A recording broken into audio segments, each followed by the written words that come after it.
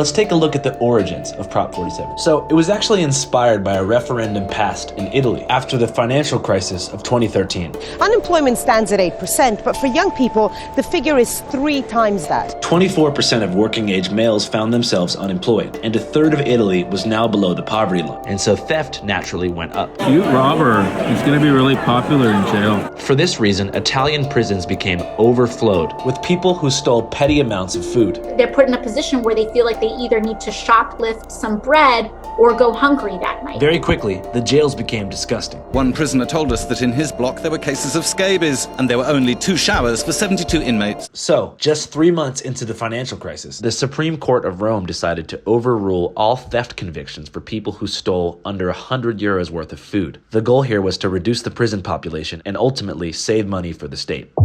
Now, this might sound crazy, but in terms of inequality, California is pretty much on par with Italy directly after the financial crisis. Despite being home to lavish beaches, Hollywood stars, rappers, and multi-million-dollar sports franchises, California actually has the highest poverty rate in the nation, and also the highest rate of inequality. Inequality is the key word. While states like Mississippi and Louisiana are technically poorer by GDP than California, there isn't this dramatic contrast where you have skyscrapers full of tech executives looking down on people literally living in slums like Skid Row, Los Angeles, and San Francisco's Tenderloin. I believe it's this extreme contrast that fuels much of the criminality in California. And those numbers are reflected in the prison population. Right now, as you watch this, 199,000 Californians are behind bars. 72% of them were convicted of non-violent crimes, mainly drug offenses. It's also costing California a lot of money.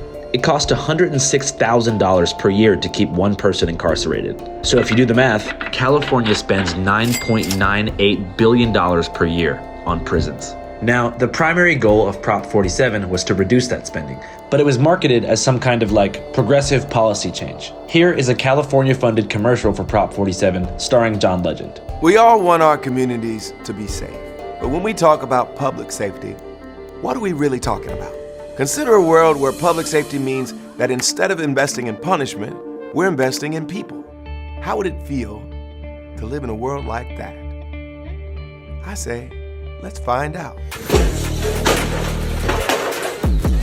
Shortly after it was passed, word got out in the Bay Area and all across California that shoplifting was essentially decriminalized.